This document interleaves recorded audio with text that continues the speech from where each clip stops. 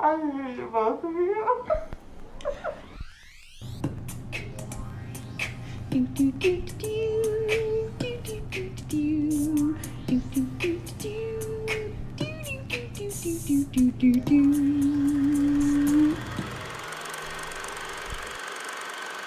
Yeah. Oh wait, we are recording. Bibbidi body. Boo. So a little test for you. Happy Terror Tuesday, John. Yes, happy Terror Tuesday to you as well, Ashley. Thank you. Thank you. It's a bountiful year. So for the kids listening, welcome to One Foot on the Ground. Of course, this is Ashley. And this is Johnny. And today is Terror Tuesday. She just took a sip of water. I did. I goofed. And today we are going to be discussing the 1922 silent film Häxan. I hope I'm pronouncing that right. Am I? Häxan? Häxoff. Like, is it like Texan or Gaston? I don't know. I mean, the two little dots over the A. I don't know what that. How does that pronounce? Yeah, I don't know. I don't do German good. It's German, right? No. Or is it Swedish? It's Swedish. Yeah, I don't know. Right on. Anyway, and the other film in our Terror Tuesday double feature is Urban Legend or Legends? Urban Legends. I think it's with an S. Urban Legend. No S. Oh, okay.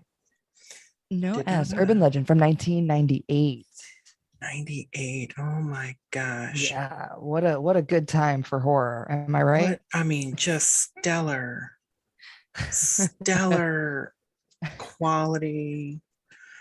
We'll get into that. So yeah, we're gonna start chronologically. So let's hit up Häxan. Let's hit up Häxan. Now I will say I did this wrong and I watched them in reverse order, although I've seen Häxan and Urban Legend before. Obviously Häxan I've seen a little bit more than I've seen Urban Legend. And I'm the other way. But so I watched them out of order, but I kept in my brain like, okay, remember that I'm watching this, talking about this in this order. So first of all, Häxan, it means witch in Swedish. And it's basically Witchcraft Through the Ages is like the subtitle kind of thing for this film. And I believe in the recut that happened at some point, they call it Witchcraft Through the Ages. It's not called Häxan. But it has been fully restored and beautified by Criterion and other people, I'm sure. We're probably butchering all that, those poor people that worked on it. I give Criterion the credit because I love Criterion, but I'm sure they are not the sole people that restored this film. Anyway, so, but yeah, it's from 1922. It's directed by Benjamin Christensen. Thank you. Yep. And yeah, but it's basically kind of like a it's basically how we've treated women through the years. Yeah, basically. It starts off like lecture like, which I kind of dug. Right? Yes. Like it was just like, oh, this is depictions of witches throughout the years. And it's very like because it opens with the title credit that Benjamin Christensen spent 2 years researching for this film. And so like in the beginning, like it shows you images, and I loved the little pointer like circling everything to be like, in case you missed it, this is where they would put the bodies to light the fire. This is the bodies burning in eternal Yeah. damnation. Yeah. These are the sinners getting dunked into the cauldron. No, I love that. Well, it starts off, technically it starts off with like how different cultures viewed earth and heaven and hell and stuff like that. Like it Yeah. gave you like the ancient Egyptians believed that there was a gigantic metal canopy that had the stars were like suspended by ropes and they were just lights. Yeah. Oh, and the earth was caved in. And the earth was yeah, it was like more like a scooped situation. Yeah, like mountains surrounded where they lived or whatnot. And it was held up by these gigantic pillars, the steel ceiling. So he kind of gave you that thing. And then like the rings, like the way that medieval people believed everything worked, like heaven is out there somewhere.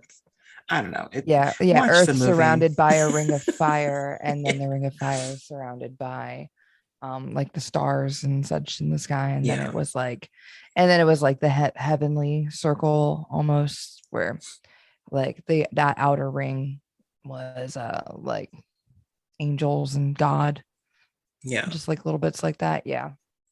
I dug those maps a lot. I thought that was cool. I love that he did that. And he basically talked about how there has been depictions of devils since early on, or evil creatures. Anyway, so he originally planned to write this with historical experts, but that didn't pan out because none of them wanted to make the movie. So he had to do it himself, all the research and whatnot to do it. But it basically does go through all the horrible shit that we've done to women. And it's even funnier, but I guess 1921 obviously it's 2021 and we still haven't figured out how to treat women. The pay gap? Yeah, well, that too. But we still haven't done it right. But at least we're not burning them at the stake for being witches anymore. Or all the other torture devices that they showed us. It was so funny because when I was watching it, I was thinking, Ashley has me watch all these crazy ass movies with all these horrible things in it, and then I'm having her watch this weird ass silent film that's basically like torture porn. It's like showing you how people were tortured and different. Like at some point, it was kind of like, "Oh wow, Benjamin, you're really going into this." And then like he's like, "Oh, and by the way, let's show you some of the torture devices." So the first bit of the movie is very like scholarly, and it's like, here's some depictions of devils. Here are some like scenarios in which like a woman would be prosecuted for being a witch. And just different ways people feared evil and then projected it onto these women. And how like when they would torture them, the women, they'd be like, we'll let you go because we know many of you dance in the pale moonlight all naked and shit, worshiping the devil and kissing his butt, literally kissing his butt.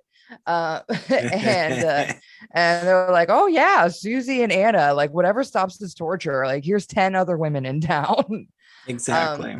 And then so like the first bit is a bit like scholarly, and the next bit is like him just having a good time reenacting these stories. Oh yeah. Like just like what the costumes were a delight. Oh, they're fantastic. Yeah, just every demon on set, head to toe, perfect. Fantastic. Even I still don't understand the one devil that churned butter the whole time. Oh, the one that was I'm pretty sure it was just he was like a euphemism for like masturbation, right? He's sitting but like he's just off. Like he's churning just, like, butter. I was so uncomfortable, and his tongue was out. Like the whole film, the one consistent thing is that if you're stricken by evil, your tongue is now out forever. Your tongue is just, out and it is just waggling darting like around. crazy. Yeah. He really did. Well, and Benjamin played the devil in the movie. And Jesus. Yes, and Jesus. Yeah. He played them both. The guy. I liked his devil. I thought it was lovely. I did too. I think he did a great job. I you could just where hear the him doing that. He Yes. probably was. Just like, yeah, and watching the people in bed, and he's just like churning his butter. Churning his butter. Oh my goodness. And that's so early in. And then there's so much more ridiculous things that happen after that I almost forgot about the butter churning devil. Oh yeah. Just yeah, like he comes back, he makes an appearance a couple times. It's like he does. Just to make sure you know somebody is whacking off somewhere. But what was I going to say? Oh, yes. So like I said, you have me watch all these crazy ass movies, and I have you watch this thing where women are literally kissing the devil's anus. Yeah. Like not cheeks. Like they're getting up in there and kissing his actual anus hole. And I was like, yeah. Oh, I forgot about this. Ashley's gonna love this. I've seen no fewer than 10 women kiss his rear, kiss the devil's rear himself. And I guess that's a surefire, like, oh, they are witches if they kiss his anus hole. Right. Which, I mean, good Lord, nowadays, with all the analingus out there, I guess there's millions of devils. And they're on the internet for everybody to see. Yeah. Out in plain sight. Out in plain sight, doing the devil's work. Anyway, so yeah. Yeah. I don't What a time. What a time. What a wonderful film. It's hard to talk about it because it's not structured like a normal film. It's more like vignettes. It's in parts. Yeah, it's in 7 parts, and it's mostly just vignettes of him showing you, what happened at certain point. Like, this is what it was like for women at this point. This is what it was like for this point. And then at the end, he kind of brings you into modern time. Well, modern as in 1921, 22. Yeah. Where he's telling you that, comparing the behavior that was seen and not depicted, the behavior they prosecuted as a witch, yes, more closely relates to which this also isn't real from the 1920s, but it was female hysteria. Yes, he was like, you see all these women, you called them witches, but really it's female hysteria, which is also not which can be resolved with marital sex, childbirth. Girl, it can be helped with by going to the doctor and having him get you off with a dildo. Not even kidding. That's what dildos were originally made for. So it's like, this is men's solution to female hysteria was, please come into my office where I will masturbate you with a dildo. I mean, that's insane to me that happened. That's nuts. That's crazy. And then they're like, and the husbands are like, I'm a brilliant doctor. Thank you, doctor. Thank you. Thank you for getting my wife off in your office. It's fucking creepy. Yeah, but so many things could also be an indication of hysteria, including infertility. Exactly. I mean, the interesting thing is like, obviously nowadays we have more understanding of psychological trauma and stuff like that. So a lot of this behavior that still exists to this day, I mean, obviously it's not hysteria, we know that now, but there's just a lot of it that's we know what it is now, and we can treat it better and Yeah. whatnot. But Yeah, instead of just like cutting off limbs, cutting off limbs or torturing until they say that all their or friends are witches. yeah, lobotomizing. Oh God, please don't. I hate that. I hate it so much. Horrifying. Horrifying. I hate it. But yeah, like let's not do any of that anymore. Thank you.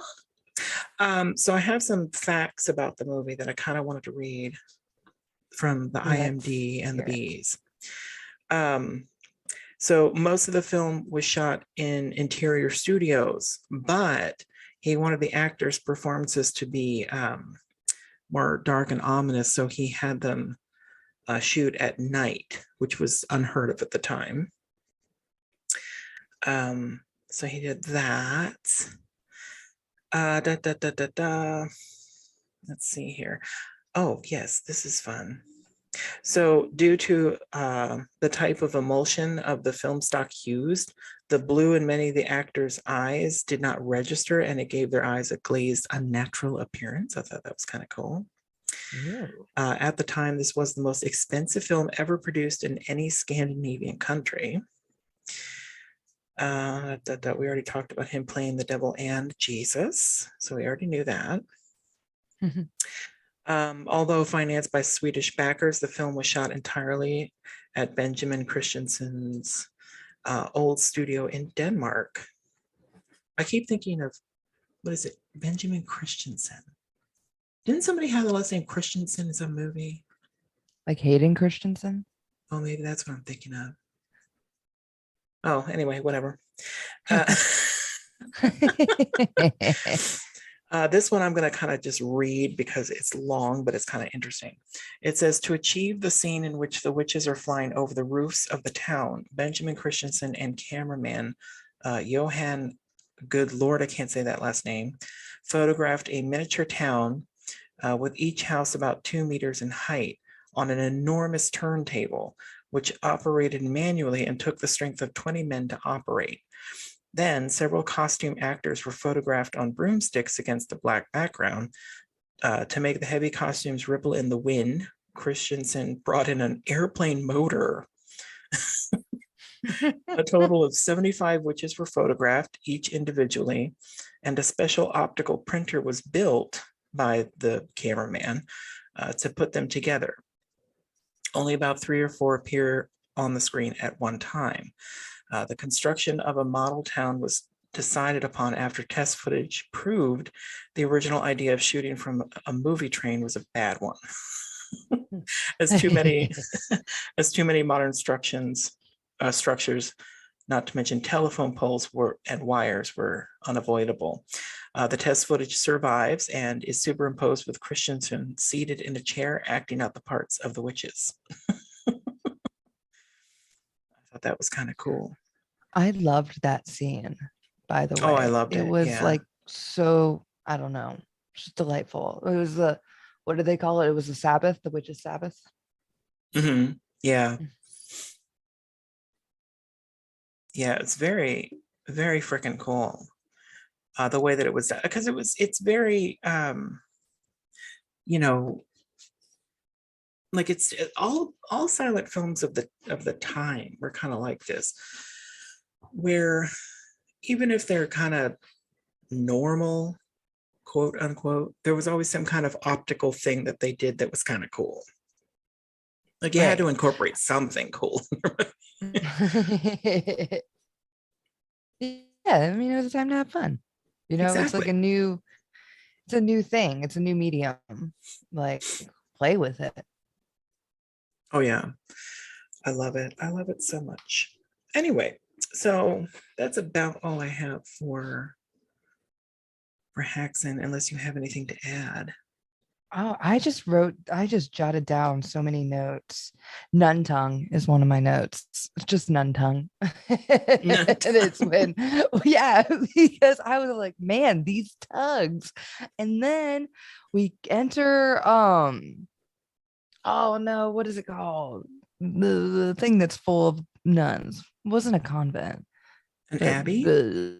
Yeah. Like nuns and monks and everything.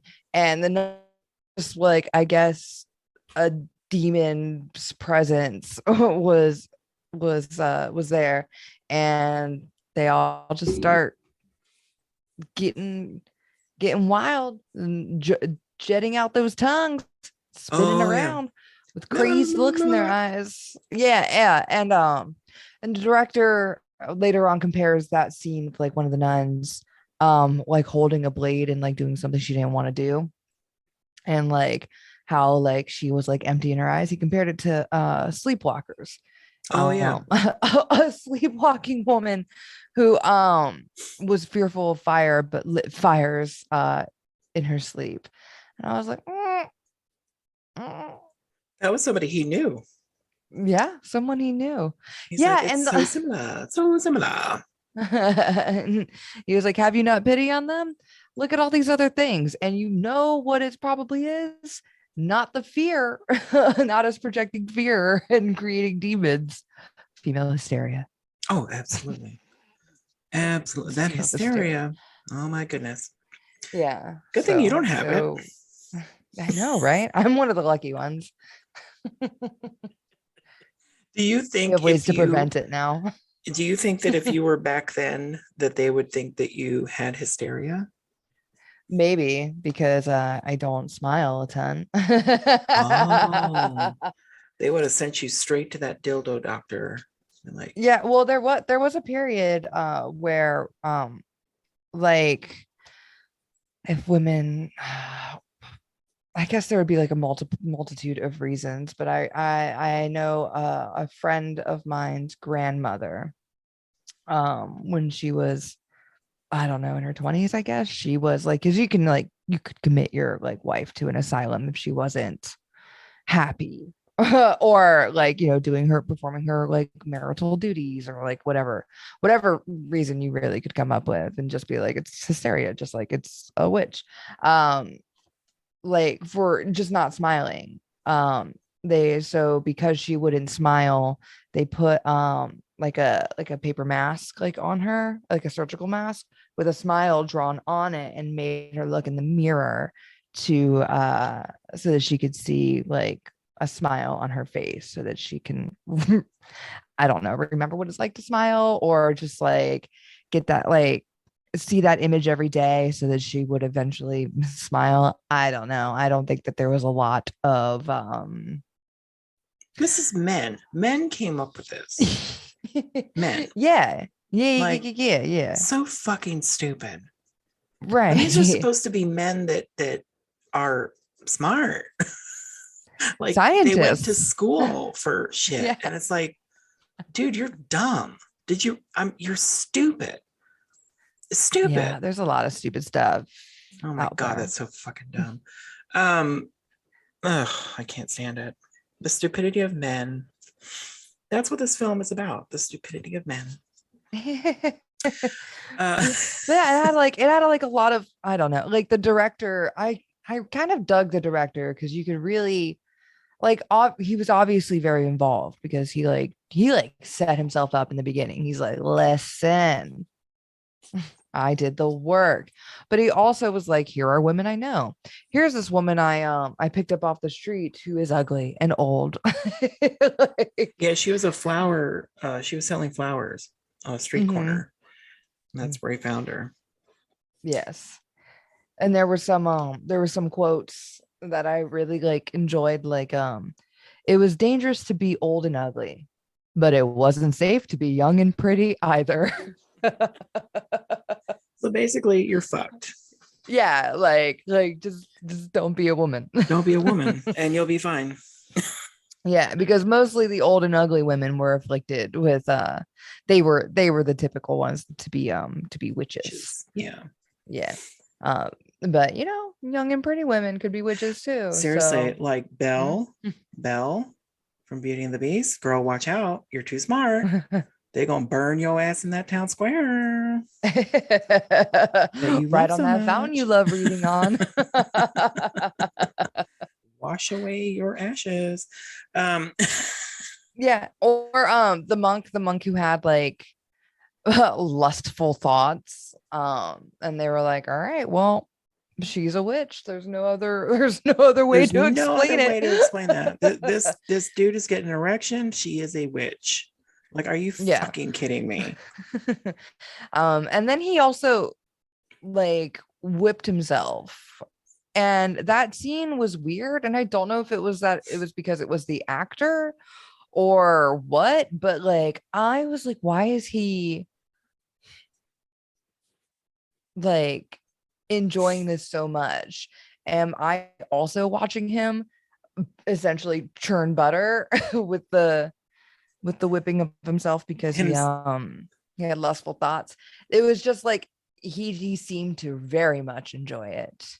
Was it the younger guy or the middle-aged one? It was the younger guy. Because the younger younger guy who had the other guy, the younger guy also, because I felt I wasn't paying attention for part of it. I mean, I've seen it before, but men doing stupid things, I wasn't paying attention. Wasn't because the younger guy was whipped by the other guy at one point. Yeah.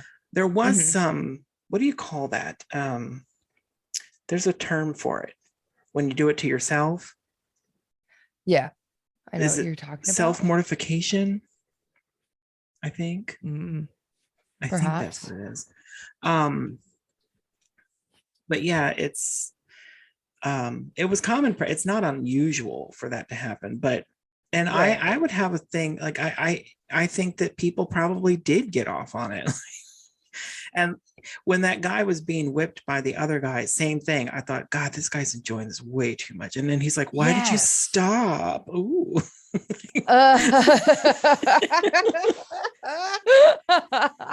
He actually does say that. Well, I mean, in subtitles, but he's like, why did you stop? I'm not purified yet. Oh my God. It's flagellation, by the way, self-flagellation. Okay. You're flogging yourself. Yes. Okay.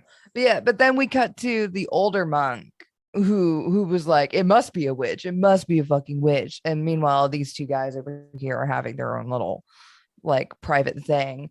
The older monk goes out and finds the woman and he's like, you're a witch. And she's like, no, I'm not. And he was like, I'll prove it. Cry. And she like doesn't cry. And he was like, see?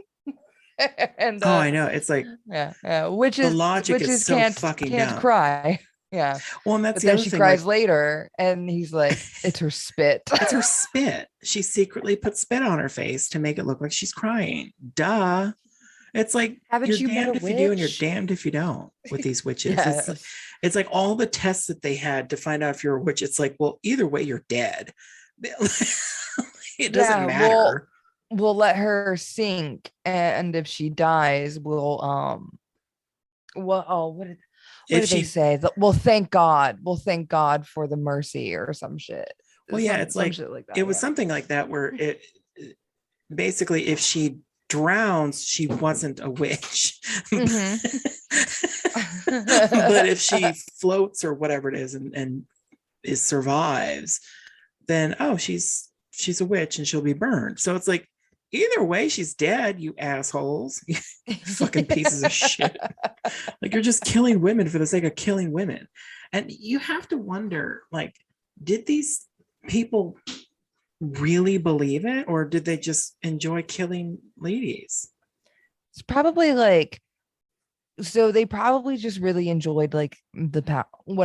There's got to be some people who enjoyed like the power bit and didn't necessarily believe in witches but wanted to, otherwise they're a piece of shit, Yeah. Oh yeah. Like they have to believe, they want to believe so that they don't have to believe that they're a piece of shit who like loves torturing people, who makes them sit in a chair and light a fire under them with that spiky collar around their neck. So when they flail about, they like knock their neck into the spikes. Oh God, it's so fucking horrible. Yeah. Because that's only suited for a witch. So, all was forgiven if you thought it was a witch. Oh, of course. Not just your neighbor. Oh, it makes me mad. Yeah. But yeah. So men are shit. Which we come to that conclusion a lot. Yes, on this podcast, it's a reoccurring theme. It's a reoccurring thing, and I wonder why. Maybe it's because it's true. Yeah, it's just, I don't know, all this evidence. There's a lot of evidence stacked up against you. Yeah. I did write peacock in my notes, and that is because toward the end, when we see the devil and the different forms, like the different beastly forms he can be in, one of those forms was a peacock, and I did not know a peacock was like a beast, like a devil's beast. And then in the next it's too pretty, I guess. And in the next frame, there was a little devil riding a peacock through the sky. Oh, yeah. And I really, really, really dug it. And I need to look more into peacocks and their honestly, evil. I think peacocks evil are like, we think of them as very beautiful birds and all that kind of stuff, because they are. Mm-hmm. They're very pretty, but very showy. Are not nice birds. Like, seriously, I've heard that many times. Like, don't get near a peacock because it'll fuck you up. Excuse me. Sorry. So yeah, beware of the peacocks because they're the devil's birds, for sure. So any final thoughts on Häxan? I dug it. I'm glad you did. I thought you might, but I was like, oh, maybe she'll hate it. Totally hate it. Yeah, I really like this one. My final thoughts are, I loved it since the first time I watched it. When I owned the VHS way back in the day, and I bought it because I liked the cover. Of course, the cover's the Criterion. Good. There's a lot of solid imagery. Yeah, the original Criterion cover with mostly just the font. That was really freaking cool. The newer Criterion cover for the Blu-ray restoration is also very lovely. It has the devil like standing there like, hey girl, I'm gonna let you kiss my anus booty hole. There we are. That's right. I'm gonna bless you with my rump. My rump. They should have just put the rump on the cover. Ladies kissing his asshole. There were many images of women kissing his butt. Oh yeah, there was a lot. Do you think he enjoyed that? 1000%. So anyway, I love this one. I think it's I was more I mean, obviously it's just a cool watch. You know what I mean? Like, I think it's just an interesting thing to watch historically, but it's also just kind of cool that he gathered this information to present to you, even though, you know, female hysteria is not really a thing, but it's also just an interesting documentation of maybe them trying to understand things a little bit more. It's not like, like hysteria wasn't going to be the final be all thing, but it's like, at least he's trying to move forward and say, okay, well, you know, there are issues and we probably shouldn't look at them like this. And I thought that was kind of cool. And I was like, dude, you were almost there. You had all those pieces. You were talking about fear. You were talking about the way evil is depicted. And then you landed on hysteria. But I mean, I'm not gonna defend him too highly. But right. It's also 1922. It wasn't like, it's not like that is just what they believed at the time, kind of like the people in the past. Like, it's kind of a tricky thing. Like people in the past. Exactly like people in the past. Yeah, like you can't exactly condemn him too much because that's just what was commonly believed at the time. Right. Obviously, things change, and hopefully, he lived long enough to see some of that change. I don't know when he died, but you know, hopefully. He lived at least until the 40s because they had a re-release of it in the 40s. So yeah, and he had a commentary on it. Did he? I did not know that. I'm pretty sure there's a version with a commentary with him, and I was like, oh with Girl, I'm it. gonna have to watch that shit. Yeah, I didn't know that. It's probably on my Blu-ray. it I probably didn't is. even watch it. Sorry. Uh, that would have been a good thing to watch before the podcast. Anyway, That's really funny because I definitely own Urban Legend on DVD, and I didn't stay at my house. I stayed somewhere else last night, and I was like, son of a bitch. And so I went to go rent it off because it's not streaming. it is. It's on Tubi. Oh, okay. So I don't like ads. I didn't have the patience for them. Yeah. Honestly, so I think it improved the movie when I watched it, but we'll get into that. The movie played so hard, like a TV show. It did. I meant to look if it had television writers. It felt so much like 90s like TV. It did. We'll get into that. So shit, what was I saying? Oh, so I had the option to rent Urban Legend for $3.99 or buy it in HD for $4.99. And I was mad because obviously I'm just gonna buy it for a dollar more. Yeah. And so I own it digitally now, and I have a hard copy. And it didn't need to be this way. No. But like obviously I made my own choices. I understand. Yeah. Regardless. Yeah. So do we rate at the end of the whole podcast, or do we rate? I can't remember how we do that. Are we rating Häxan now? We can rate Häxan now. Let's rate it now. 7. I was gonna say 7 or 7.5, maybe. Yeah. I mean, obviously, I do enjoy it. It's a good. Delight, and all the costumes. Like, I'm gonna be posting pictures. It's definitely how fun to watch a woman birth demons that are larger than her. Oh, I loved it. I love that. That was one of the first things she confessed to when they were torturing her. She's like, oh, by the way, I gave birth to many of the devil's children. And then they showed it. It's like, oh shit. Oh, she did. They're like full-grown monsters. They're just full-grown monsters coming out of her vagina. Okay. Yeah, 7. So I'll 7.5. I'm gonna give it 7.5. Loved it. Absolutely loved it. Is there anything you'd recommend?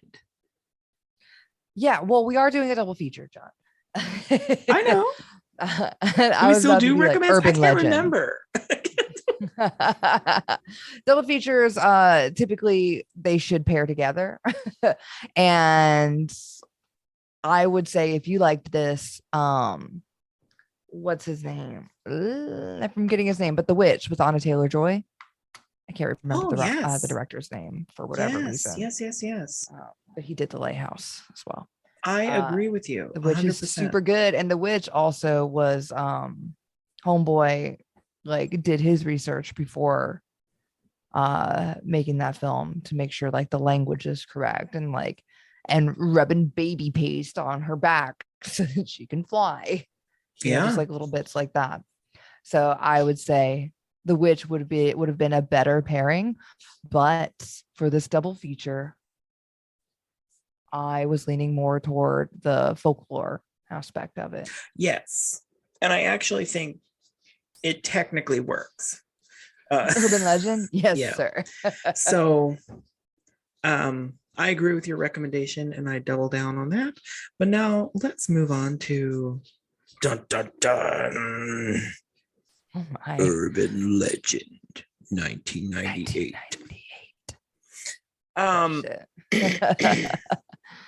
So with Jared Leto.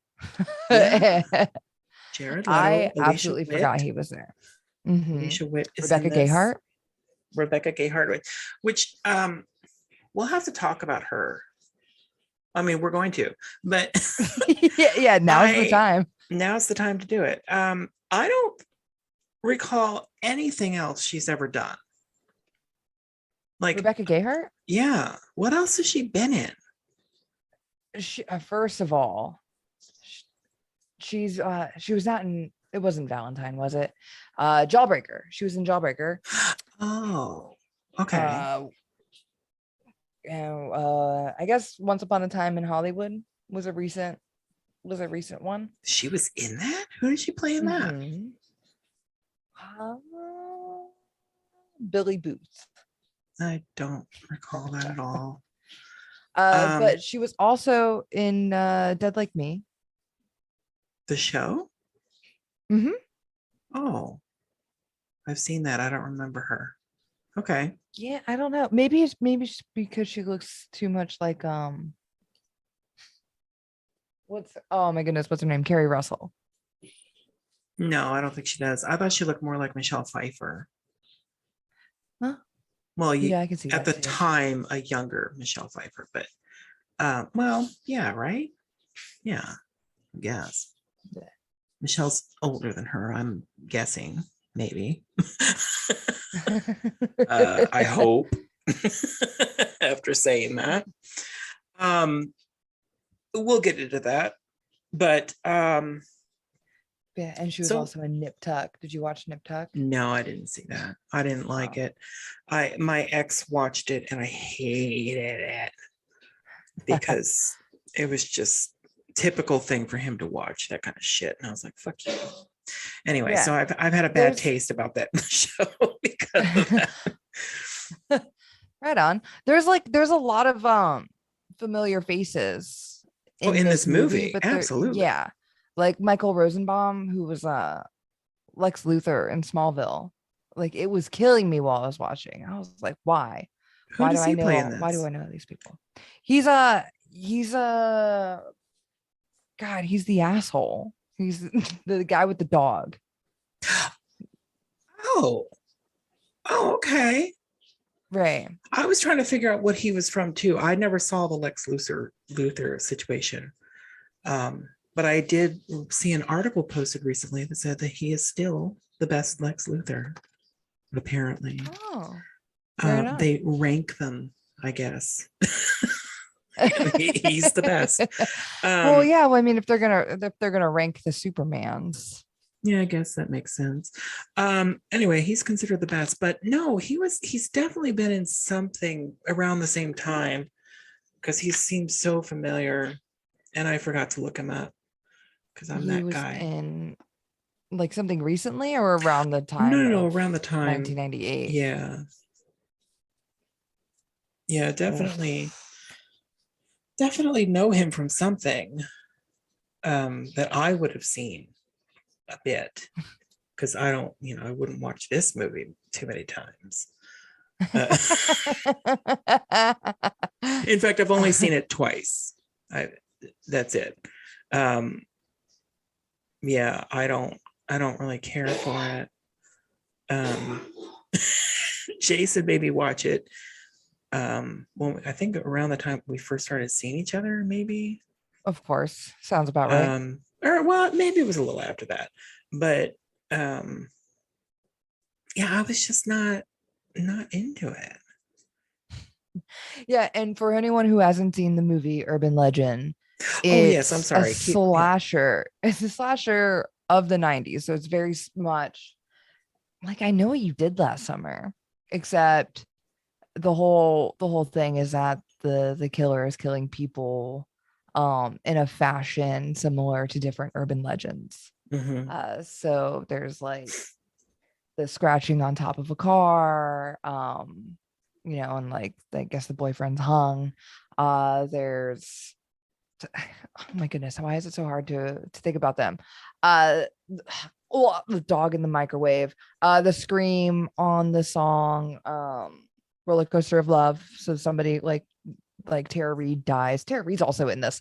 Tara Reid dies like while screaming on the radio, where other people can hear her, but no one can save her. Oh, I got it. He was in Midnight in the Garden of Good and Evil. Does it feel better now? Yes, thank you. I was like, I know that guy from something. Thank you. Okay. Killer in the backseat. Mm-hmm. Someone which is the first murder we see. It is, and it's like that one's also like the saddest one, because it's like this woman is fearful of this dude who just has a speech impediment, and he's like trying to tell her that there's someone in the back seat, but obviously he wants to remove her from the situation. So he tells her that like the credit card company is on the phone and they want to talk to her. So she goes in and nobody's on the phone, and he's got a stutter and he's trying to say someone's in the back seat, but she's unwilling to listen. She's already freaked out and she pepper sprays him and Poor then gets guy. decapitated. Yeah, she gets decapitated. But to be fair, nothing against stutter, because that's not a quality that ensures you're a killer. But the actor that they chose to play him, he's notorious for being like a not so kind of, I wouldn't say bad guy, but he always plays like a creepy dude in movies. Even in Alien Resurrection, he's creepy and he's like obsessed with letting this alien give birth to her newborn, and he's excited that he's going to be sacrificed for this thing. I'm like, dude, you're fucking crazy. So they picked an actor that, and I feel like about the time that this movie came out, he would have been known for that kind of character. So I think they did it on purpose to make sure that like the audience was also not going to be in the loop, so to speak. Like we assumed he was the creepy killer because we've seen him be creepy many times before. In fact, Resurrection was 97, right? So this came out after that. So we knew him as that creepy dude in that too, before this. So I wrote notes. I wrote notes for this movie. Perfect. Let's hear them. The first thing was the opening credits. If that's not like a Tim Burton, Danny Elfman type opening, I don't know what it is. It was very Burton. It was. It was weird. It was like if Burton was told to get rid of all of his like flashy, like visual, like costume. Even the snow. You know what I mean? Snow. We had seen the snow in Batman Returns, so it's like, we've seen this, and I was like, did they do that on purpose? Like I couldn't figure out if that was supposed to be on purpose or not. I don't know. It was weird. Yeah, and then like even just like the way the camera settles, it also reminded me of like the opening to Beetlejuice, like how it travels across and it comes down and it like goes into the car or what have you. It felt like very like, I don't know. I'm like these are weird feelings that I didn't feel the first time I watched it, obviously, because I was a child. Yeah. Well, I don't remember the opening when I saw it with Jason. Maybe he fast forwarded through the credits. Maybe you just weren't paying attention. Probably wasn't. Then the girl starts singing Total Eclipse of the Heart in the car, which of course is a song written by Jim Steinman, and it's performed by Bonnie Tyler, the amazing Bonnie Tyler. But every time you see this, and I don't know if this is like a normal thing, but every time you see somebody singing along to a song in a movie, especially Total Eclipse of the Heart, which weirdly has happened many times, including like Kate Blanchett sang along with it while crying hysterically in her car in Bandits. So it's like, why is this always like the driving in the car singing along thing? Anyway, but they always sing it like slightly off. Do you know what I mean? Like, why does that happen? Like, I sing along perfectly to the lyrics. I don't know why this is not a thing that everybody does. Like, is that just normal for everybody else? Isn't it normal to think that you're doing things well and you're actually not? Maybe. Or maybe, but I am doing it well. She doesn't. But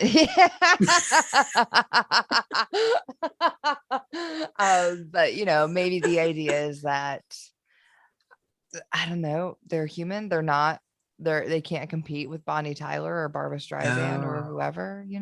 No, they can't. And also the song in this one, I thought it was mostly so that she could be like, turn around when there's somebody behind her. Oh, look at you. Turn around. It was telling her the whole time. It was foreshadowing. Yeah. Very nicely it's done. Like, imagine being in the audience and you're like, turn around. Love it. Love it. Yeah. So, yeah. And also, my next note right after Total Eclipse of the Heart, Of course. this first murder made absolutely no sense. It With made the axe no sense. going through her neck, but also the window. Also the window, and also she was driving. The car was moving, and then all of a sudden it just wasn't. Like, it's not like she slammed the brakes, because if she did, that killer would have gone through the fucking windshield. Like, Right. it made absolutely no sense. And based on the the rain and the heart and the stuff, and of course it's a movie, so there's always a tree nearby that you're going to crash into. So I don't understand how that killer thought that was a logical thing to do to begin with. Like, I don't know, you it worked just out. don't do it. You just don't do it. Anyway, that's the first stupid thing that happened in this movie.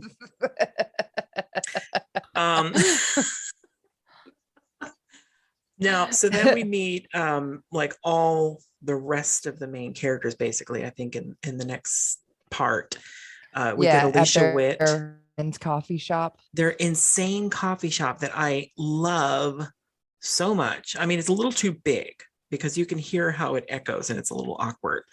But I just love that kind of coffee shop. It's very 90s, very Friends, very like, we've got to have a cool ass coffee shop with beatniks in it.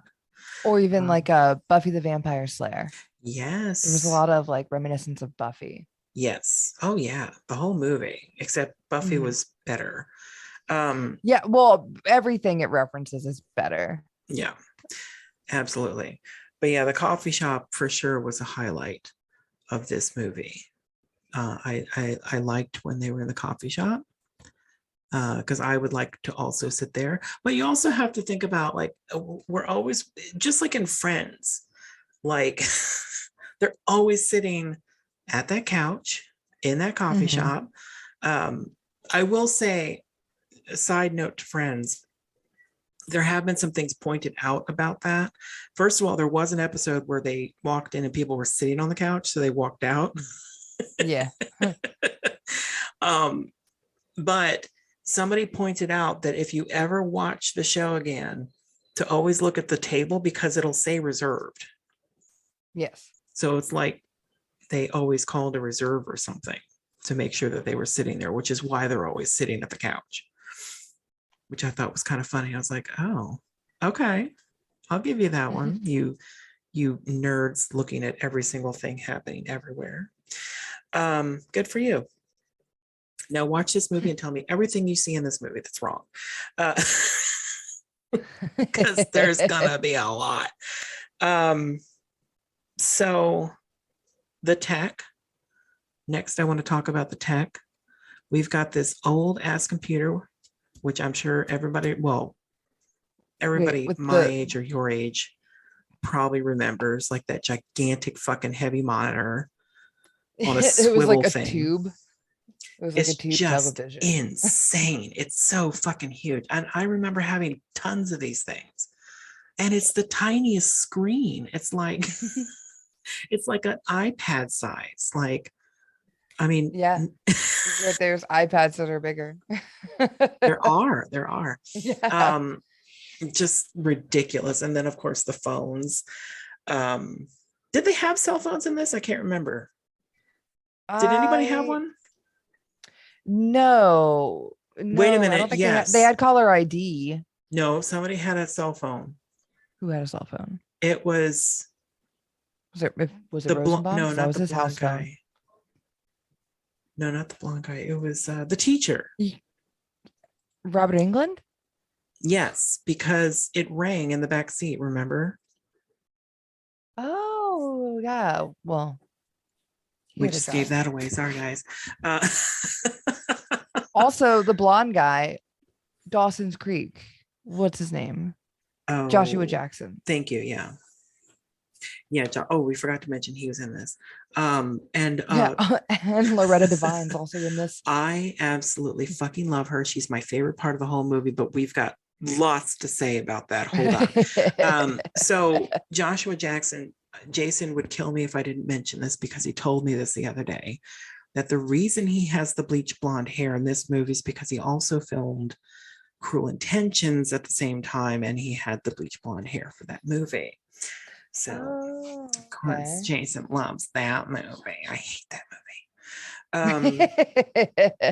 so we'll get into that when we do Dangerous Liaisons.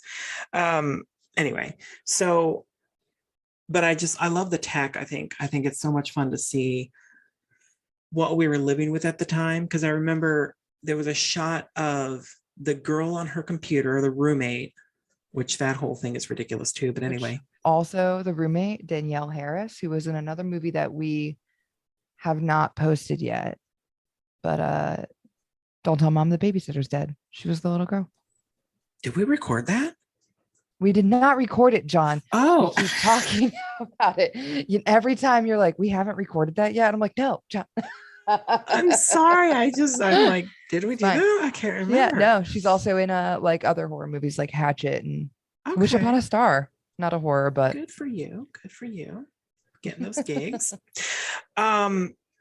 No, but I just love that they showed her at the computer with a big ass computer screen and all that kind of shit. But then they also have Alicia, I guess it's Alicia's laptop sitting there. And it's like when Chandler Bing got a laptop on Friends, and it's like this massively awkward box looking thing.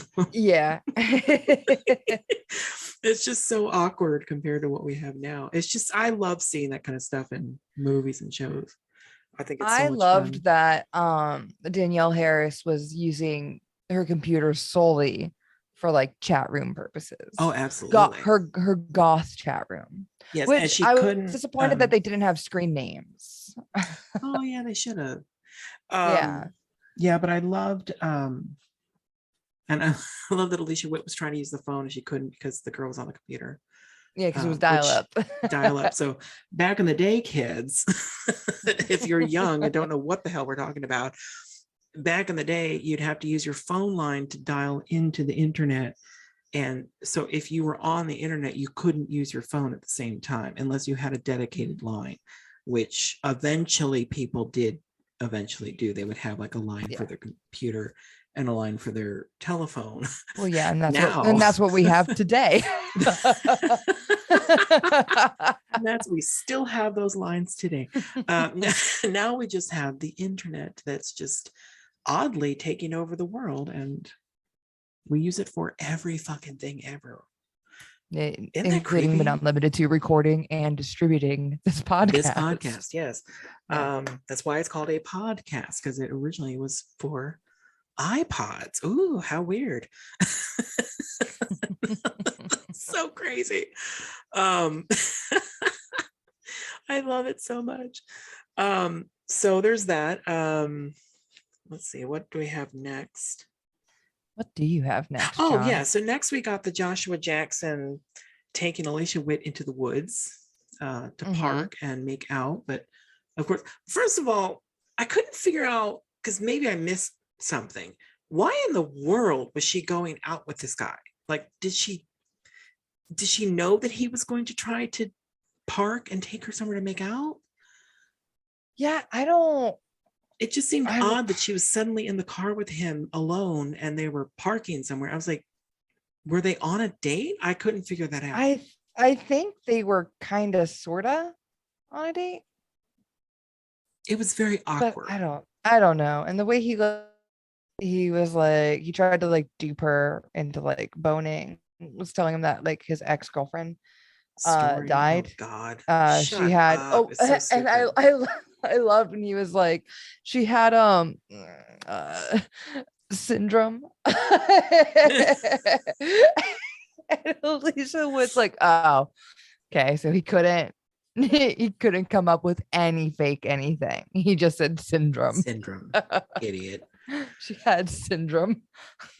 So stupid. And then basically oh my God, if you want to look at an example of how men are to women, watch that scene, because it's so fucked up. It's like, do you really think that women need a man? No, you piece of garbage. I'm glad you're dead in this movie. This is basically where he dies, but I would like to say that, so being a man myself with a penis, Not necessarily interested in boning down with Alicia Witt, although I do like her. If you are at all going to bone down, or you think that you might, which, I mean, he has the kind of ego that he probably thought he would. So after he gets turned down beautifully by Alicia Witt, he's like, ugh, well, we'll go, but I have to pee first. Like, you have to pee. She's having, well, he also gave her time to like rethink her decision while he took a leak. But my thing is like, if you suspected that the boning down was going to happen, you would want to pee first. You wouldn't sit there. I mean, you can technically do it. It's horribly uncomfortable if you have a full bladder and need to pee the whole time. And it's almost like, can we please get this done quickly because I have to pee. So it's stupid to me that he would have to pee so badly that he'd get out of the car in the middle of the fucking woods to go pee.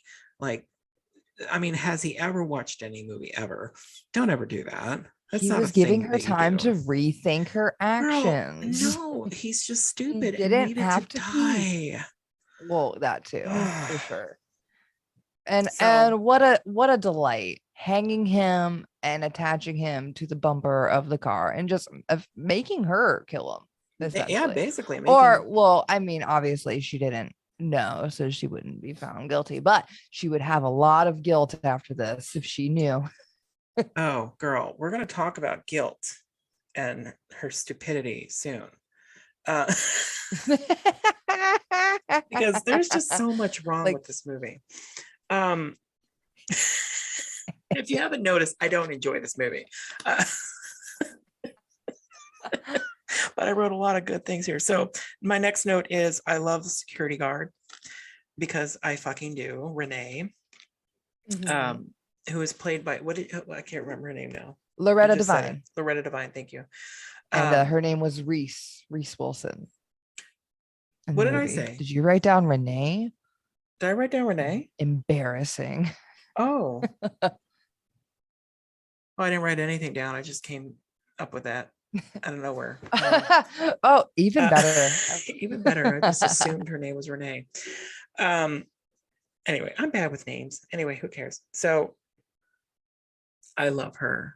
Love her. And I have to say, when I first watched this movie, I was like, I swear to God, if she gets killed in this fucking movie, I'm going to have a nervous breakdown and turn it off because not about it. Not about that.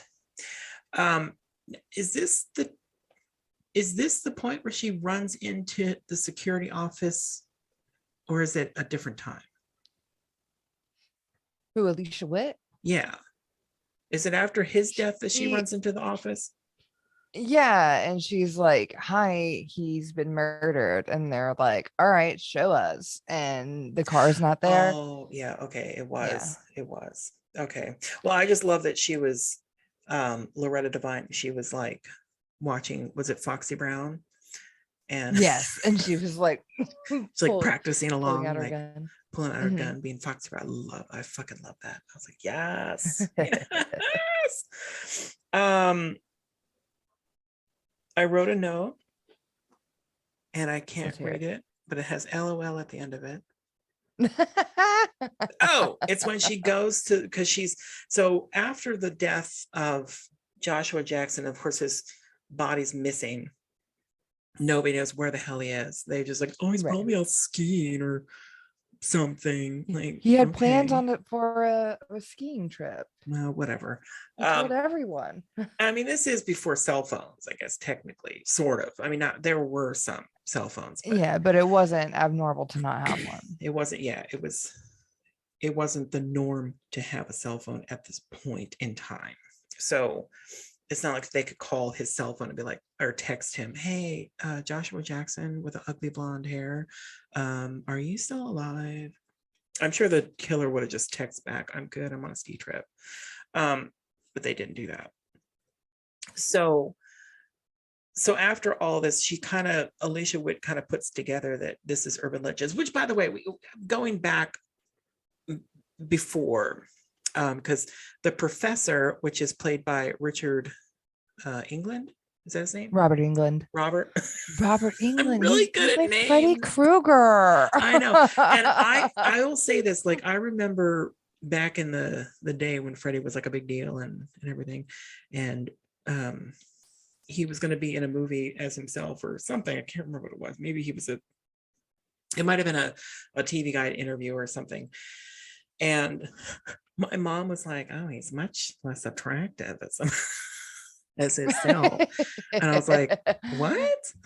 And the guy with like me. burns and knives for fingers. I was like, no, I think he's actually quite handsome, to be honest. I don't want to sound weird, but I think he's a handsome fellow. I thought he looked good as the professor.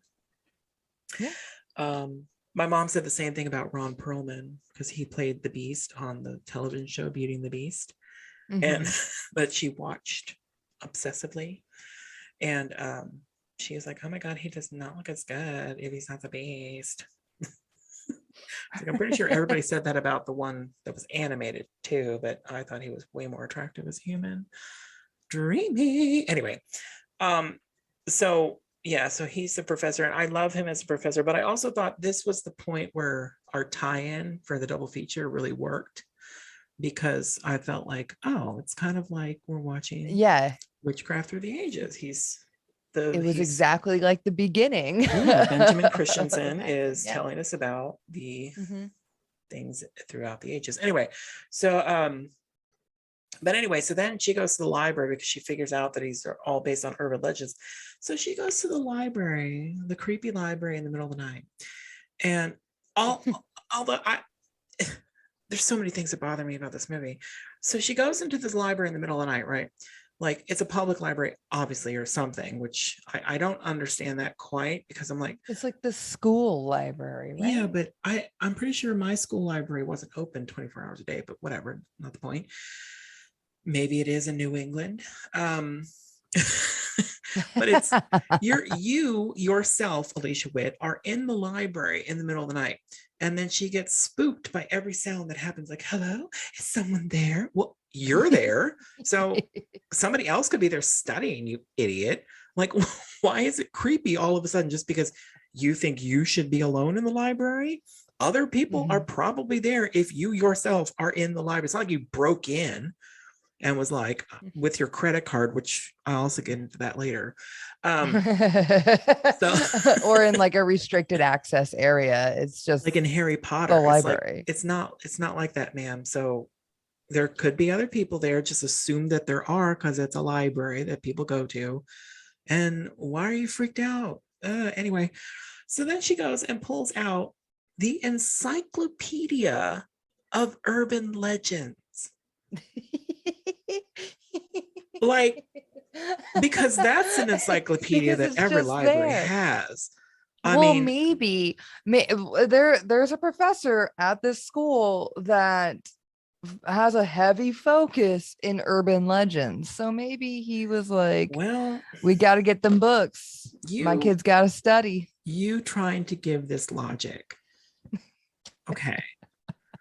I mean, I'll let you have it, but I'm saying that was the most ridiculous thing I have ever seen in my life. Like, even the way that it looked, it's so convenient. It's so conveniently stupid, and it has like the UL, like it's like a logo. Like, was this them trying to do a franchise? And it was like, oh, please God, no. John, first of all, speaking of, no, not just the sequel. Oh, when I was looking up, Loretta Devine, there's a pre-production credit for Urban Legends where she reprises her role as Reese. Her and Rebecca Gayheart are going to be in it. What, a new one? And it's somehow a new one that's tied to like social media, of course. Oh God. I mean, it would be fun to see them with cell phones these days. Although I say this about a lot of these movies, like, you have to become smarter than the technology available, because in this time, if any of these people had cell phones, none of this would be happening. But nowadays we find new ways to kill people. with the technology that we have. Yes. Anyway, so which I find hysterical. Even the Muppets. I was watching Muppets Haunted Mansion, and Gonzo was FaceTiming with Kermit. I was like, I mean, this is just where we're at now. That's what's going on.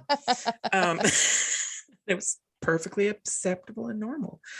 So yeah, so you got the damn Encyclopedia of Urban Legends. I can't with that crap. It was so stupid. I will say, when I was in middle school, I had an instructor that really encouraged me writing. I used to write a lot when I was a youth, and I guess surprise, surprise, I wrote a lot of horror shorts for like class. Anytime he gave us a prompt, I would make it horrific. But there was a period of time where I was into like urban legends and things like that. And this movie reminded me of that time. Go ahead. Why are you wiggling your finger? Are you going to speak? I'm sorry, I had to cough really bad. Oh, and I swallowed needed my to water stop. wrong. No, I wanted you to pause because I didn't want. I could cut out the cough. I'm so sorry. I didn't want to cough over your story. Okay, keep going. I'm sorry. Oh no, I was giving you a hard time. No, that was it. That was it. And little Ashley looked at that urban legend encyclopedia and was like, where do I find that? I need that encyclopedia. Yeah. They don't sell that door to door, which that's something they did back in the day, Oh kids. my goodness. Encyclopedia Britannica, they'd come to your door. Mm-hmm. They'd sell you a letter at a time. Yeah, like Joey on Friends. He bought the one volume and then was mad that none of their conversations included anything. It started with the letter V or whatever it was. Yes. Anyway, so moving on to the next kill, which is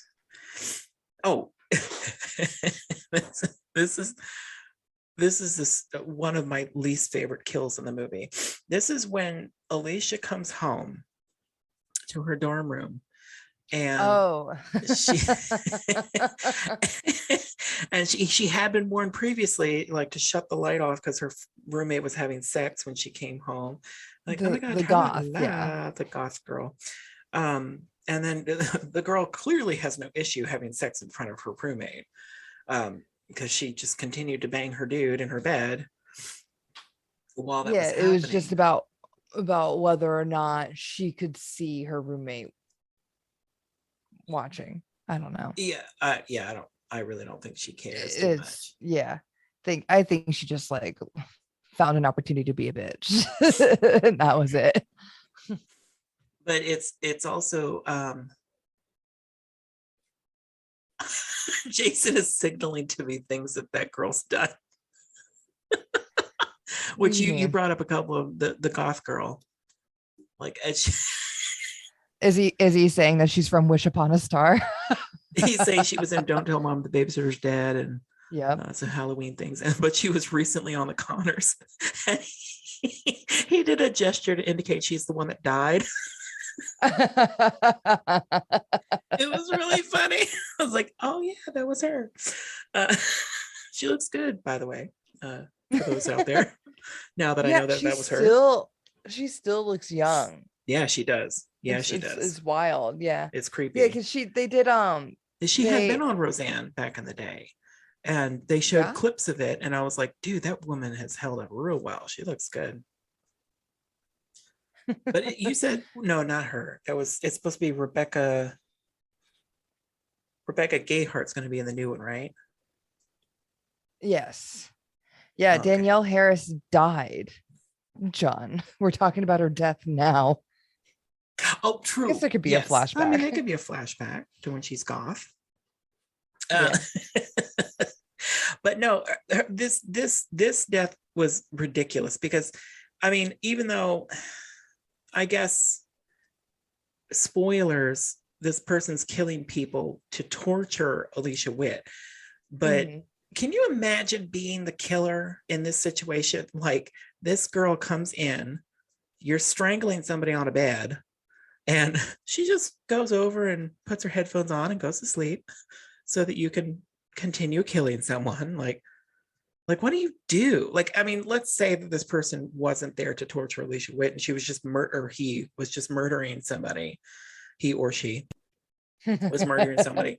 And you know what I mean? Like, what do you do if you're the killer? Like, do you also kill Alicia Witt, or do you just leave the room like they did?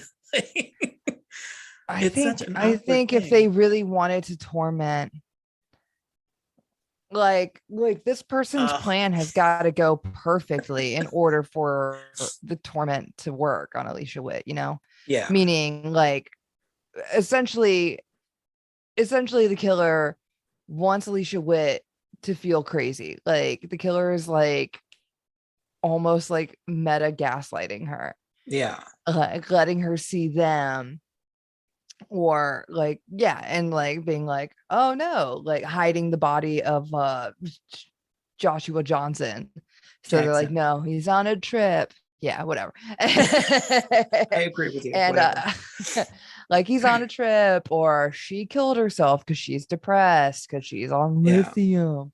Well, that's so Jason did come in here and he typed out something for me to share with all of us. Of course he did. It was when they're going in there, the paramedics to like wheel her out, like they're going in there with the gurney, and the one girl with the bloody sheet. No, that's after. That's when they're taking her out. Sorry. So when they're going in to collect the body, one of the girls says, "Be sure to check her pulse because she's looked like that for years." Which is so fucked up. Like, what a bitchy girl. Oh, I'm glad he brought that up because that was horribly funny. That's also like those mean ass comments that you would get from oh, what's her nuts from She's All That, like, just like the little, it's like absolutely awful comments, but it's also kind of funny. Oh yeah, just trashy humor. Yes. Oh crap! Yeah. I was gonna add So something yeah, to that. homegirl invites, like, says she's gonna meet up with this person in this goth chat room to go bone down, and I really liked that execution of Danielle Harris being like, "What apartment am I meeting you in?" And she goes and gets ready, and she comes back to see where she was headed, and it just says yours. But for whatever reason, the reply "yours" was flashing. No other text was flashing. And the killer, like, why? Yours. Super techie nerd to know how to do the flashing text in those kind of chat rooms. Like, you had to know the code to make it do that. So that's pretty smart. I don't think that this killer would actually have known how to do that, if we're going to get into the logic of all this, because now that we know who the killer is at the end of the movie, flair. I don't think that she sorry, spoiler, we're spoiling all this, by the way. It's Rebecca Gayheart. It's Rebecca Gayheart. It's fine. I kind of like that. 20 years old. Yeah, I kind of do like that she was the one doing all this, only because I think most people would assume that a woman couldn't do it. Do you know what I mean? Like, wouldn't be capable of doing all these things. And it's like, well, fuck you. She probably is. Who's to say she can't? And she strangled Danielle Harris.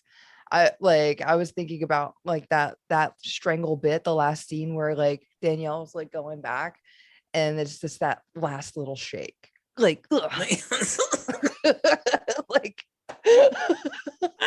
like it was just so much. Just there's just but there's also, I mean, I don't know if maybe in 1998 there wasn't the which I'm sorry, I think there probably was. Like, if you were a coroner and examined this body, you would know that the woman was strangled to death, and there certainly wouldn't have been that much blood if it was post-mortem cuts. Like, it just wouldn't have made any sense. So, I mean, that's there's so many that problems. was through the sheets on the gurney. Still wet blood coming through the sheets of the gurney. Like, and this is after she's been laying there all night. Yeah. It would have been Like, coagulated, and I was like, well, like, no, a little dramatic, like, huh? wouldn't have happened that way, and it certainly wouldn't have been that color. Anyway, I wanted to bring up the sound quality. There is some horrible sound in this movie, like the echoes. Yeah, like when they're sitting there talking about the girl committing suicide. Well, committing suicide, I say loosely, because she didn't, and it was very obvious that she didn't, and it was stupid, but none of that death made sense.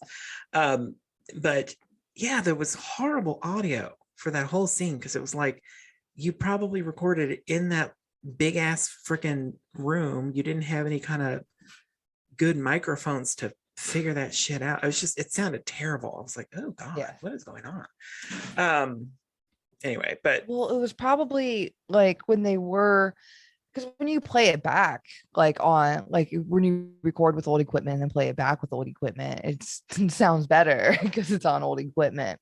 But like once we start getting into like, even when we get like HD stuff, like we start to see shitty things in the background. And don't get me wrong, it's like this film is 1998, and sure, it's 20 years ago, but we've had better executions of of sound design. I feel like this movie could have been made on an iPhone better. Well, yeah. Well, yes, John. Isn't the that iPhones scary? have they can shoot in 4K now. Yeah, they can. And but, I look forward they were to probably doing that just someday. listening to a lot of they were probably just listening to a lot of like 90s alternative rock, and that's why the audio sounded fine. Yeah, because they were already blaring that stuff in the background. My next note is the 90s, when credit cards open doors. Because that was totally a thing. And let me tell you something. If you are a real person in real life and you try to use your credit card to open any kind of fucking door, it does not work. You're just going to have broken credit cards all the time. And it's funny because I feel like Friends did this a lot, like where they kind of what do you call that? Mythbusters, like, because Friends did this a lot, like with things that you see all the time on television and shows and stuff like that, and then they'll do it on their show and it doesn't work. Like, because they did the open credit card doors thing with credit cards, just BT dubs on Friends. They weren't. I was saying I've personally done it. I mean, if it's a shitty ass door, but certainly not the one that they were unlocking there. That's not something with like a deadbolt. That was an old ass door, and you know for a fact a credit card would not have opened that door. Not with the antique kind of locks that they would have had on that shit. No way. John, I've locked my keys inside the office at work one too many times, and I tell you what, I now know how to pop open that door with a spatula. Not like a flimsy spatula, one of those big metal ones that you use for like burgers and shit. But I can pop open my office door. It's not because I can't see the little thingy with the credit, like from that side. The door jams in the way. But if I was on the other side, little Ashley used to read about urban legends and open doors with credit cards. No, that not a thing. But yeah, Friends did that with a locked door. They tried to open it with a credit card and it didn't work, and it just breaks. And it was funny because Joey's like, yeah, we tried that earlier. Didn't work then either. Anyway, so good times. That was when they were trying to pick open Monica's secret closet, which I fucking loved. Anyway, so yeah, the credit cards. So next I want to bring up the custodian, because the custodian is walking about throughout the movie, and he seems creepy, kind of like they did with the other actor, where it's like you get this guy that's known for being creepy, and you're throwing him in there to kind of throw us off the path of the kill him. Right. But this guy, the only reason you think he's creepy is because he looks, I guess, quote unquote creepy. But I honestly don't agree. And I'm probably the only person, but I think he's very attractive. I love his face. Like that was my first thought, was like, oh, that man's very attractive. Is that weird? I don't know. If it's weird, then I don't want to be normal. No, I loved his face. He looks like art. I don't know how to explain that. He has a beautiful face, especially when he was And on you're the talking stairs. about the creepy janitor? Yes. That's his credit, I'm pretty sure. Oh, is it really? Janitor. I'm pretty sure it says weird janitor. Weird janitor. Especially when he was doing the stairs, like mopping the stairs, which was just you could tell he hates his job.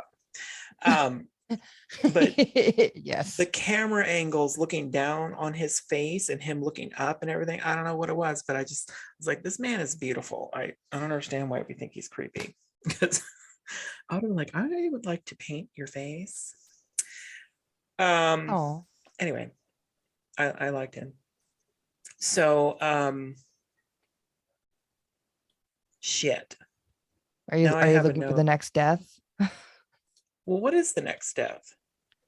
If we stopped at Danielle Harris, the next one would be the dean with the slit. Well, when they the killer is under the car and they come out and they slice the dean's heel or the Achilles tendon. Yeah, it's like when people do that. It's like one of the least favorite thing, even when in Kill Bill, when she did it to that dude that totally fucking deserved it, it's still fucking horrifying. It's like, but yes, he deserves to die horribly. Like, don't stop killing him, but gross. So there was the dean, and then we get to the party with Paul's dog, which was awful. Absolutely awful. That was unnecessary. Yeah, also when we get to the party, Michael Rosenberg is giving his small dog a beer funnel and just pouring beer into the funnel and yelling, "That's my boy." That's my boy. Yeah, and then his dog dies in a microwave, which was truly fucking disgusting. All right. I would also like to say that Rebecca dog Gayheart would not have fit in that microwave. No. Anyway, and then Michael Rosenberg dies with they shove the Drano, the funnel down his throat with Drano and Pop Rocks. Yeah, that was not very attractive. No. So he dies, and then I'm trying to think. We start getting to like the radio place, right? Because Tara Reid leaves the party to go like record her radio bit. Yes. And then she dies. She gets murdered. Her whole death scene and the chasing and her boobs coming out of that top, it was lovely. I thought she did very well. It's like, this is a very, what am I saying? Like, as far as filmmaking and acting goes, good job. That was, and this was like right after American Pie, right? American Pie was right before this. Yeah, I think so. Yeah, like her last big movie, her biggest movie. It's American Pie and Josie and the Pussycats, right? Oh, I love that movie. That was a good one. Mm-hmm. I guess she was in Van Wilder as well. Yes. Well, good for her. Good for her. For Terry. Actually, I was wrong. American Pie is 1999. Oh, really? Oh, okay. Wow. Huh. Right on. Well, good for her. Look at her go. No, I thought oh, sorry if that made a noise. I bumped my microphone. I thought it was fantastic. Very good death scene. And I wrote, she is fantastic in all caps in my notes. And the only thing I can think of, it has to be about Loretta Devine. And Well, yes. I can't remember why I wrote that. I mean, I love her. So whenever she was on the screen, I loved it. But well, Loretta Devine was listening to the radio show when she was on her way to go help Tara Reid. yes. And then at this point in time, Well, Jared Leto and Alicia Witt something- have also come to conclusions of something. Yeah. And there was something else that happened that caused, because there was a reason Loretta Devine left her security office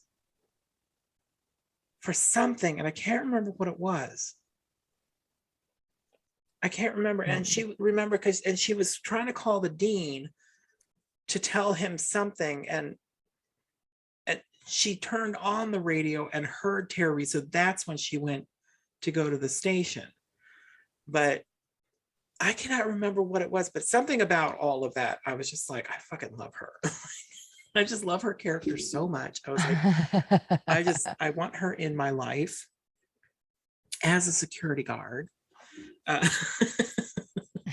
whatever she wants. I don't remember. Maybe it was when she did something fantastic. It was just lovely.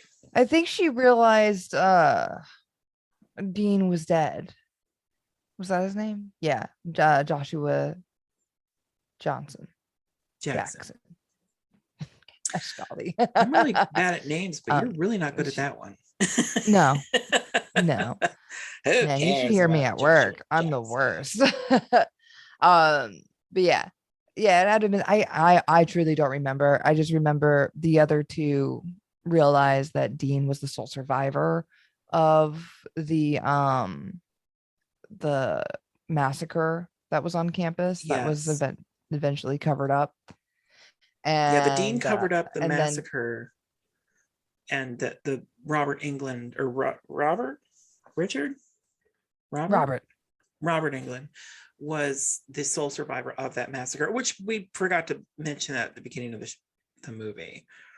Like it was going to be the anniversary. That's what the party was for. It was the anniversary of this horrible serial murder situation that happened in one of the campus dorms that is now not, it's like all boarded up and creepy since what, 1960 something? Like seems a little much. You couldn't fix it up and reuse it. I mean, come on, this is seriously in 2021, that shit, no. Even the 90s, no, I'm sorry, they would have totally reused that building. There's no way that they would have kept that thing boarded up for that long. That's fucking stupid. It is a little bit, but yeah. Whatever. Yeah, so they thought it was Robert England killing people, and then Alicia Witt is like, wait a minute, it's Jared Leto, that sick fucker. And then like she goes after her friend Tara Reid, and then suddenly she's being attacked and she can't trust anybody. And she's just in a circle. But it turns out the killer is the person that she thought was a dear friend of hers the whole time, Rebecca Gayheart, who had this absurd like plot. The twist of it was that she's the girlfriend of someone that Alicia Witt had killed through poor actions. Yeah. We didn't get into that. Like the car flashing thing. It was whatever. The dumbest backstory flashback I have ever seen in a movie. Yes. Which is probably why we didn't bring it up. It was fucking dumb. It was like her and the girl that got decapitated at the very beginning of the movie. Were driving around and they said, the first person that flashes their lights at us and we will torture them and chase after them. Yeah, So they'll chase somebody after did them and it. flash their lights back. Yeah. And they did this. And of course, the guy lost control of the car and crashed and died. And Rebecca Gayheart turns out to have been his girlfriend. And it's like, Fiance. He proposed oh, to I'm her sorry, that fiance. night. Oh yeah, He just didn't have enough money for a ring. Oh dear. So he gave her a necklace or some bullshit, which she ripped off her Yeah. neck. Which I was like, if you loved it so much and kept it this whole time, why would you rip it off your neck? You fucking idiot. Anyway, not the Yeah, point. it So she has what we call female hysteria. No.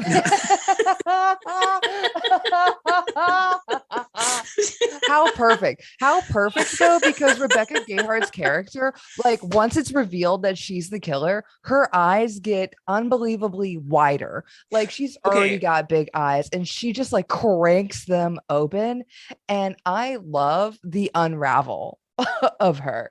I How have she's to just getting say, like more erratic with like as it goes. I'm like, what a delight. I agree with you 100%.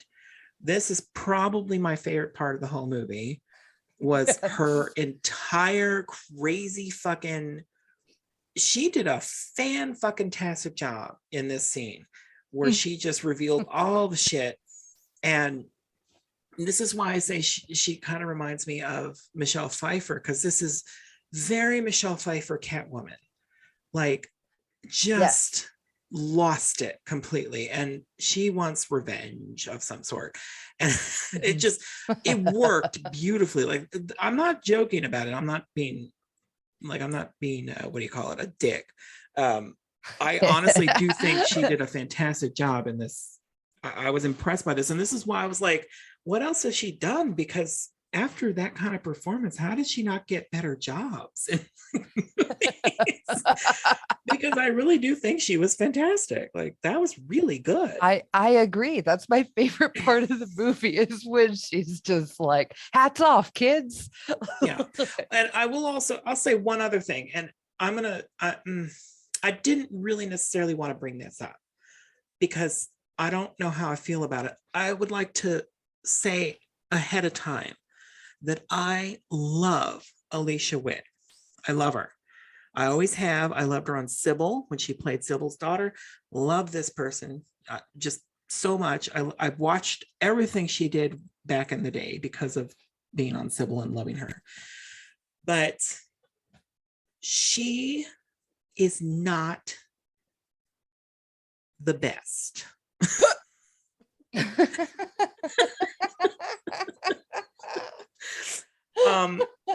And her performance in this is kind of like, it's, I don't know. Stiff? Yeah, it's like whenever she starts crying about something, it's like, oh girl, I don't believe you at all. This is just not good. Like, she did have a good cry with Jared Leto at one point. And I was like, oh, okay, that one's pretty good. But it's just something about her acting is just, it's so wooden. But she's always kind of been like that. And I don't want to necessarily say that she's bad as an actress, but she's just, I don't know, there's something weird about it. Well, she plays something, because I was thinking about that too. I was thinking about one of the other places I know her from, which was Cecil B. Demented. Oh, she was great in that. Yeah. Right. Like, she was like the exact opposite. Yeah. she was the one with the screws few loose. I mean, everybody was, but like, I feel like somebody like Alicia Witt is a lot like somebody like Madonna, another person that is better with better direction. Is better with better directing.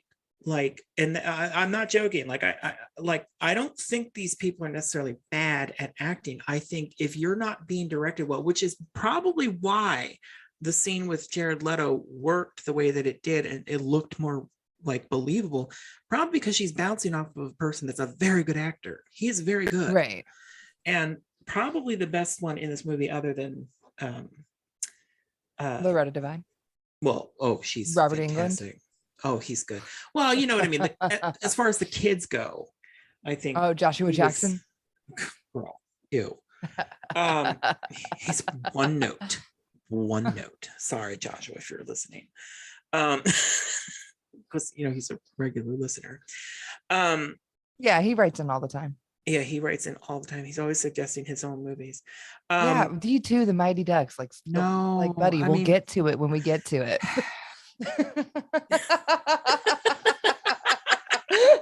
Rebecca Gayheart, other than her, I think Jared's probably the strongest actor of the young people. Also, can we bring up the fact that Rebecca Gayheart does not look normal in the poster at all? By whatever do you mean? By whatever do I mean? She looks like she'd be black, and I don't know why. And for some reason, every time I go to watch this movie, I assume that there's going to be a black character as one of the friends. And I think it's because the poster, she looks... The poster's funny. Weird. It's like a weird sepia situation on everybody. Like everyone has the same same exact skin color. But like her and Michael Rosenbaum look like Rosenbaum looks like Ryan Phillippe in Cruel Intentions. Yeah, he does. It looks like the Cruel Intentions poster. Yeah. And Jared looks actually more like he does when he gets older on the poster. Yes. Not so much like he does in this movie. I'm looking at it now. That's what's sitting in front of me. Yeah, she does not look like herself in this poster at all. Is that weird that I think that? I don't know. No, because I think about it about Rosenbaum. Rosenbaum? No. Rosenbaum? Rosenbaum. Yeah, you're right. Yeah, Rosenbaum. Yeah. Anyway, moving on. Yeah, but it's also very much like 90s slasher posters all look like this though. Oh God, I hate it. They're all ugly. I love it. They're Just ugly. put Final Destination. Ugly. Scream. I Ugly. know what you did last summer. I still know what you did last summer. Please don't. One of those had Brandy in it, right? Brandy was in The second one did. Thank you. With the shoes in the dryer. Maybe that's why I think at her. she should be in this. She should have been in this. It probably would have been better. No. 100%. She should have been the lead. Ooh, sorry. I mean, sorry, truth Alicia. hurts sometimes. Love you. Should have had a better director. Yeah. So, so Loretta Devine, super fantastic. Now there's a bunch of things that happen at the end here that just piss me the fuck off. So, first of all, she's going through the house and finding all, because they're in the dorm that's been boarded up since the 60s, which again, stupid. Right. But now she's coming across all the dead bodies, all of them, just like a super haunted house on Haunted Hill. That's where she's storing them. Vincent Price situation. Like she's just happening upon all the dead bodies. And it is very Vincent Price, isn't it? It is. It's so stupid. Like you're just opening closets and bodies are falling out. Left and fucking right. And why are you doing it? You continue to find bodies, so stop looking at things. It's like, I know you have to because the audience needs to see all the dead bodies. Now, the one dead body that really pissed me off in this whole sequence was Joshua Jackson. And the reason I say that is because that dude looked either alive or super freshly dead. And there's no way, because he's been gone for like at least 2 or 3 days at this point. He's been missing. At least, yeah. At the very least 2 or 3 days. I don't know exactly the timeline, but it hasn't been like hours since he died. It's been like days. That dude would have been half rotted by now. There's no way he would have looked like that. And that's why, and I wondered if maybe they did that on purpose to tease the audience further, because maybe he's still alive. Maybe he's the killer and he's hanging there as a joke until he reveals that, oh my God, it was me. Ha, ha, ha. Like, and was like, LOL, gotcha. Gotcha, I'm the killer. And I honestly kind of thought that when I watched it. I was like, oh, maybe he is the killer. He was joking the whole time, like the guy said, he had a dummy of himself and he would use it. And I was like, maybe he did. Who knows? Um, so fucking stupid. So there's that. Then we're going to get more problematic things here. Then we've got Loretta Devine shows up to try to save the day, and she's doing pretty good.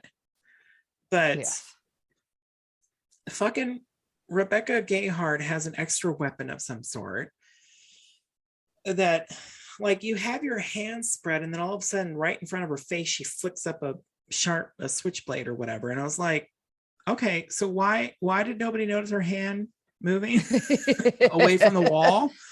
Like, blades are that fast. Get your hand back on the wall, bitch. Like, I don't understand why. Oh my God, I hate it. I hate it. I hate it. I hate it. So then she slashes poor, lovely Loretta Devine. I hate the fucking shit. Like, don't mess with her because I love her. Anyway, and then what is the sequence? A gun flies across the room, right? And it's Loretta's gun. It moves. Alicia picks that up, right? No. Who does it? I don't know. It's confusing. Isn't it her? Well, Alicia does pick one up at some point. But Alicia picks up the gun after Loretta fires the gun at Rebecca Gayheart. Like, she comes up off the ground, she shoots Rebecca, and she falls back down. And then Rebecca's like, woo. And Alicia's like, oh no. And she picks up the gun and fires. But Loretta gets shot at some point. Yes. And that's where it gets confusing, because where are all the guns coming from? because there's at the end. I thought it was scene, the same gun. No, there's two guns at the end of the scene. There's a silver one, and there's like a little revolver looking one that the police issued Rebecca Loretta had the silver one. The silver one flew. Alicia Witt got that one at some point. But Loretta was shot by Gayheart at some point. But then that gun, I don't know what happens to that gun. Something happens to that gun. And then Alicia's like, gonna shoot her. She's like, you wouldn't shoot your friend, would you? And I'm like, fuck yes, I would. Are you fucking kidding me? And I just say that right now. Like, if you're shooting, especially fantastic security officers, I'm gonna fucking kill you. Like, stop doing that. Anyway, well, and you killed tons of people. Of course I'm gonna shoot you, you fucking idiot.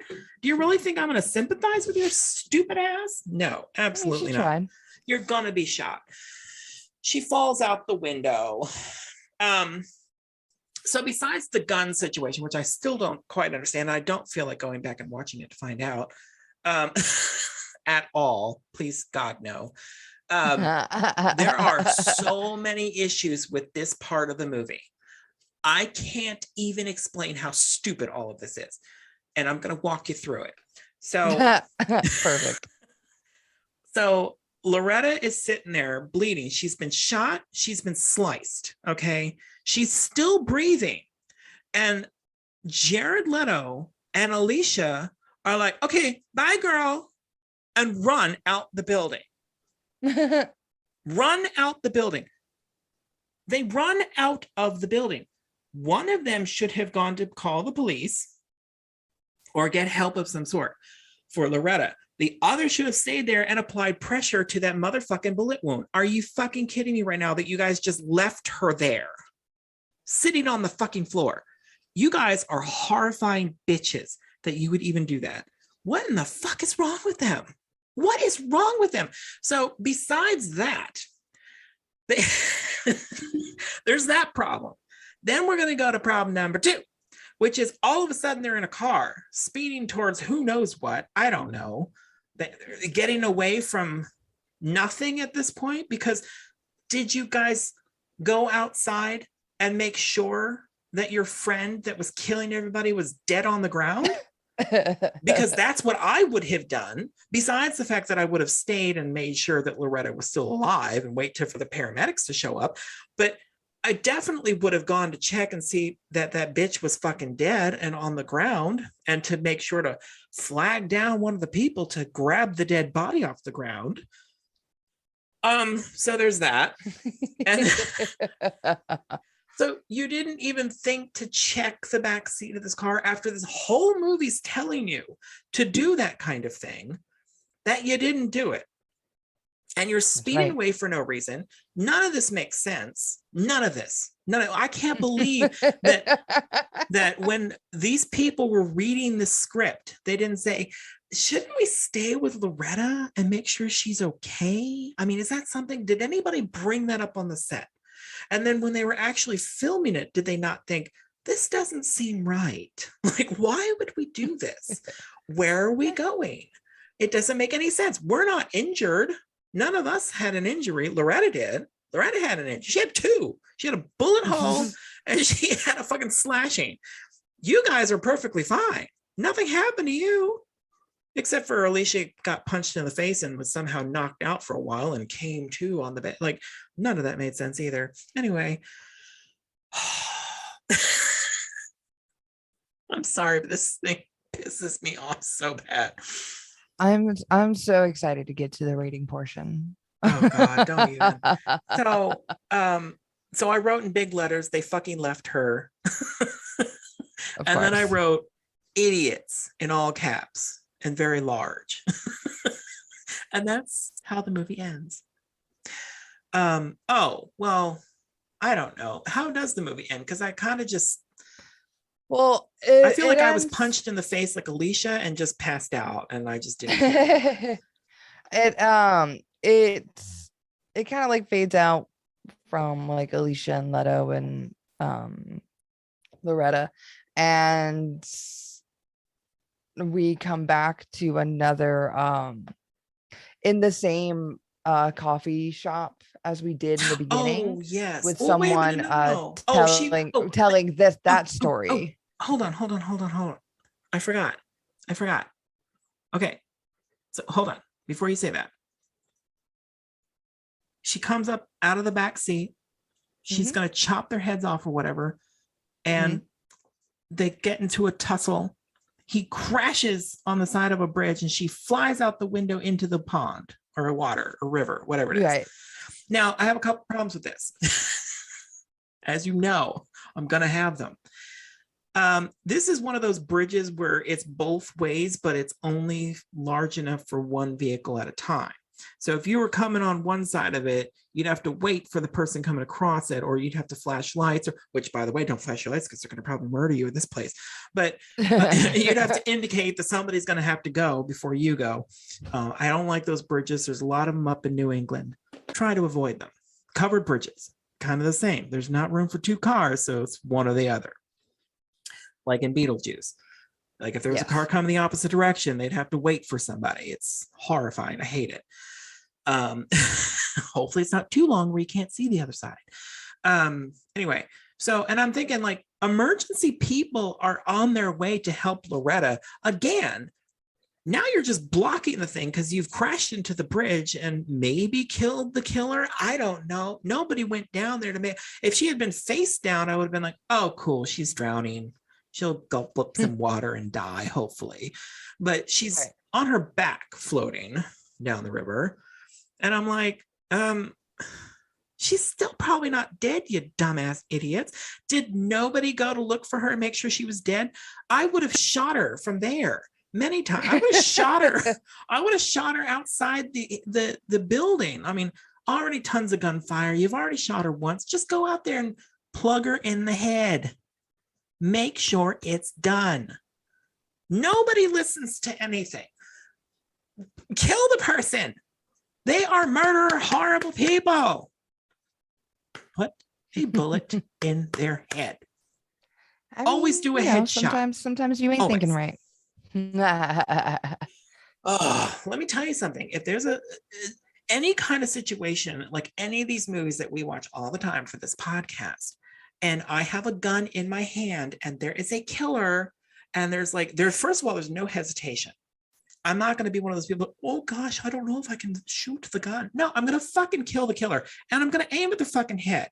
And if it doesn't hit him in the head the first time, I'm going to go over to them and make sure it happens, because I'm not having them pop up and try to murder me. It's not going to happen. I'm sorry, I'm very animated about this, but I feel very strongly about the situation. I don't understand why this keeps happening. Anyway, now go on with your thing. So Rebecca Gayheart is presumed dead. They don't know, but presumed dead. And so then we cut to the coffee shop, and we have someone telling us the story of the urban legend, like the story that we just watched. He's retelling it as like an urban legend to a group of his peers. And as it pans through of him, like, it's totally true. It's just really like you would say happen to like a friend of a friend or whatever. He's like, nobody believes me. And then as it pans through the friends, the last friend we see is Rebecca Gayheart with like a different hairstyle. Who's like, no, I believe you, but it actually happened like this. And then it's her telling the new story. And then we get to them credits. What would you rate this movie, John? I'm mad that I even have to give it anything. I don't know. maybe for Loretta Devine, I'll give this movie 2 toes. Rad. I'm going to give it a 9 out of 10. Oh my God. Please tell me that you are kidding. That is a joke. It's more like a 3 or a 4. I did have a lot of fun with it, like in my youth, but it definitely wasn't like a formulating film. You know what I mean? This is one of those where, you know, we constantly as Americans love to remake shit that, you know, sometimes doesn't need to be remade.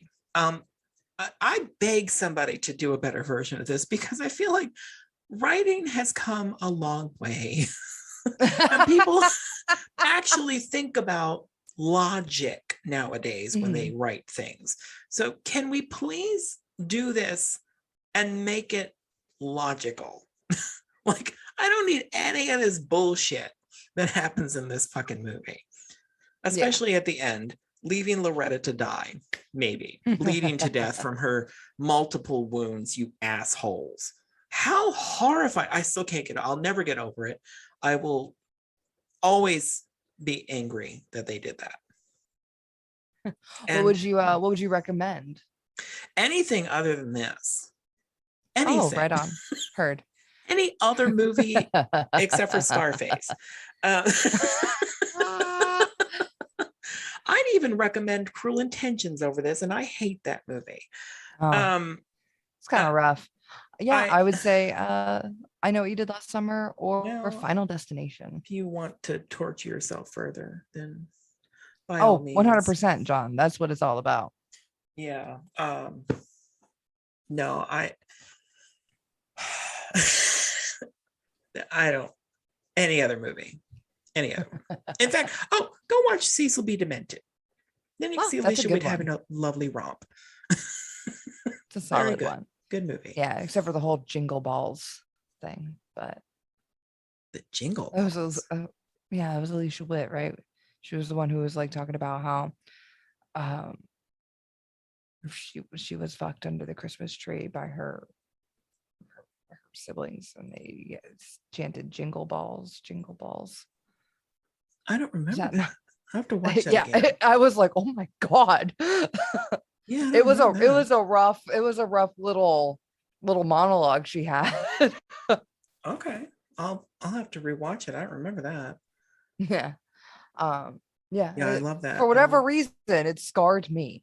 Obviously, didn't even notice it. So I probably just brushed past. I'm like, that's weird. Whatever. Goodbye.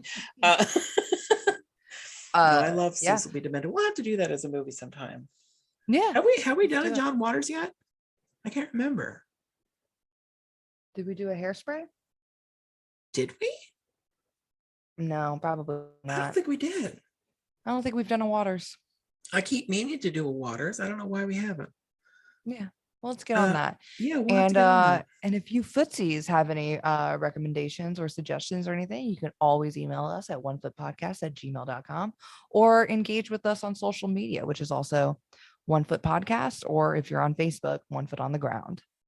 Absolutely. And subscribe, rate, and review on whatever platform that you use, because I know people use different ones. So yeah, do all that stuff and interact with us as much as you can. Tell us how we're doing. If you don't like it, well, yeah. Tell me. Tell directly. Ashley directly if you don't like it. Don't tell me. Anyway, join us next week when we do more Terror Tuesday for October, and we'll see you then, or hear you then, or you hear us then, whatever. I don't know, something like that. Goodbye.